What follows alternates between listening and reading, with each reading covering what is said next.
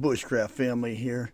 Guys, yes, I have moved inside and I'm trying to get things a bit more technical here. Make it more suitable for YouTube, I guess, instead of us just swinging on the swing and having a cheap mic outside. I still use my cell phone for other things. Right now, I'm just using a cheap webcam on my computer. I've got a good mic set up and everything. Um, but today, let's move on. Um, Today, we're going to talk about the food shortage. And it's not so much that we're running out of food, it's just the plants that produces it and cans it and makes the food, the factories. They're going through a bit of a struggle at the moment, none the least. Um, Let me go ahead and switch the view here. Let's turn that off. And as you guys can see, I've got this website. It's called Food Drive. Um, they do reporting, and they basically they're not on the left or the right. They don't pick sides. They just post post the information and let you come to your own conclusion, basically. Um, but as you can see, foster farms that's in California just reopened. Reason for closure: outbreak linked to 392 cases of and 8 deaths because of the COVID. I'm just going to try to say COVID instead of the V word. Hopefully, I don't get in trouble this way.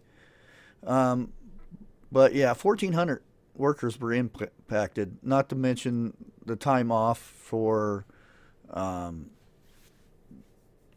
all the food going out and getting to the stores and stuff.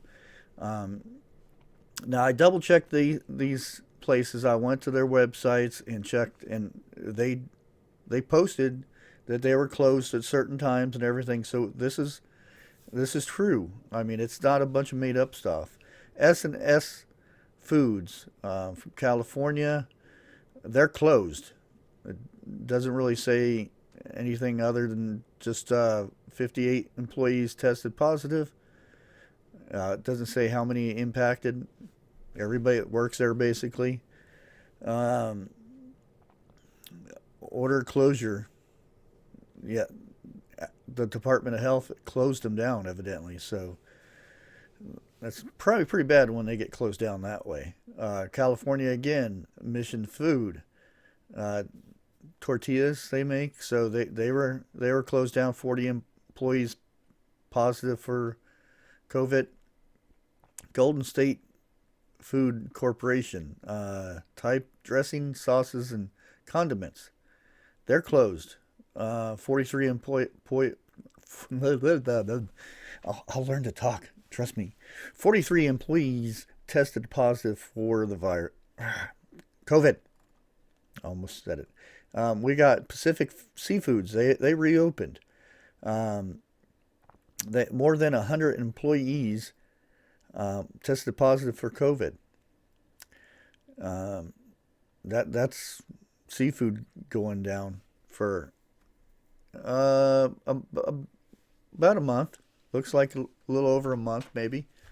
Um, let's continue down Johnsonville. Oh, that's a sausage place. Yeah, okay. Uh, 5 workers tested positive. They had to close down. Oh wow, over 2 months. Um, that's not very good. Um, the shutdown reps the latest blow. Kansas meat packing industry was hit hard, mostly the western part of the state. Oh wow, about 1,280 cases and 2 deaths linked to 7 uh, meatpacking related virus hotspots. Ooh, I don't know if that means the virus got in with the meat or something or not.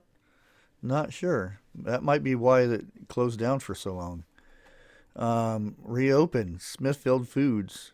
Smithfield's pretty big. Uh, Another meat packing place. Date of closure April, and then July reopened.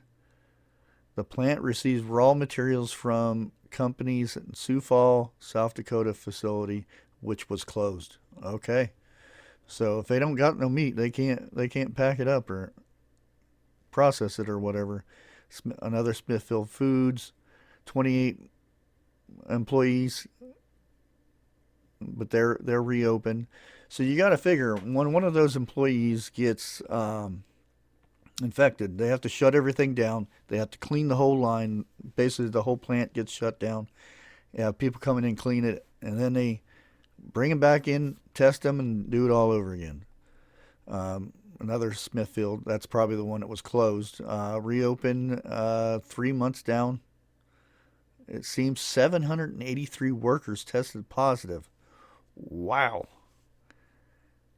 Yeah.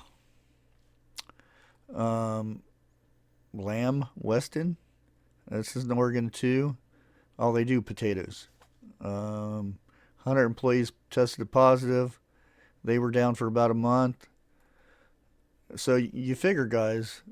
Let me go ahead and switch this back so you can see my ugly mug. Um, and another thing that I found out that let's go down here a little bit. I've got another screen over here. Um, Meat companies invest heavily into COVID cost because they have to have a certain requirement they have to do to be open and stuff like that. And Smithfield Foods has spent $600 million. $600 million, and it says that they haven't got anything from the government to help with these costs. So where's that money going to come from? That's going to go right out of our dang pockets to pay for this COVID stuff.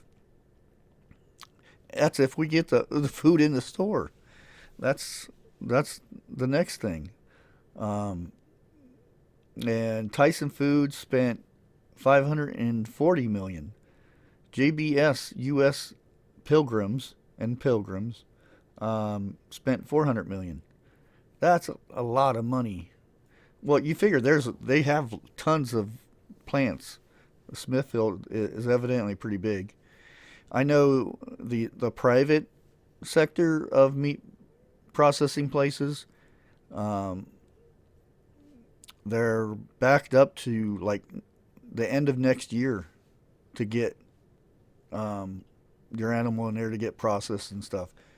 So that's there. It's backed up because you have to figure everything was closed down for those few months. Only essential workers were out, but it seems like a lot of these plants they were essential workers, but a lot of them got infected. Hence, they had to close down anyway. So it's not so much we're run out of food; it's just trying to keep these plants running to get the food out to us. Um, and you have to think that, like the truck drivers, um, I haven't got any. I didn't do any research on them to see if they were getting their. There's a lot of them get infected and being off work and stuff like that. I didn't go into any of that. I just went into the plants themselves. Because I was talking to a lady from Walmart the other day, and she was telling me that it's not that there's no food. The stuff that they're going through now is stockpile that they always have. Like you'll the stores will have a bunch of Christmas stuff. There'll be a bunch of Christmas stuff, so you don't have to worry about Christmas stuff because they already have that stuff stockpiled and ready to go out on the shelves at a certain time. But the food that you normally get, everyday stuff that they have to keep resupplying, the resupply has stopped. Is because it's going to the major bigger cities. She even told me that. Said Um, like instead of going here, a lot of the trucks go to Columbus, Cleveland, Akron, places like that, and that's why we're running low. Coffee, sorry. You got to get that coffee down. But how's that going to impact us? Well, it seems, I don't know, probably, I would say we're going to end up getting really low on stuff. Like I said, I'll probably end up having to drive to a bigger city and get groceries and whatnot, like fresh meat and stuff, produce and stuff. Um, but think about it. All these plants closing down, and you have the Democrats and the Republicans fighting over the stimulus crap. Um, to me, if they can't figure it out, they need to find somebody that's not involved with the two parties and come up with a plan, get it to the president, have him sign it, and get money for these people that need, like the plants. $600 million for all those plants. I know these people make a lot of money and stuff, but still, that money has to come. They're going to get that money back from somewhere, and it's going to be us, the consumer. So I think the government should help them out a little bit too, not just um, small businesses and stuff like that. Um, everybody's going to need help to get this thing going, moving again. But guys, I'm going to go ahead and end this. I just wanted to get this information out, and before I get told I'm trying to scare people or whatnot, kind of yeah. Um, if you guys can, a few people watch my video and say, "Ooh, maybe I should go out and get a stock up on groceries." Um, that's a good thing to me. At least I'm helping somebody in that respect. But guys, if you're not subscribed, please do so. Like the video. Um, it helps me a bunch. And until next time, like always, God bless. Take care.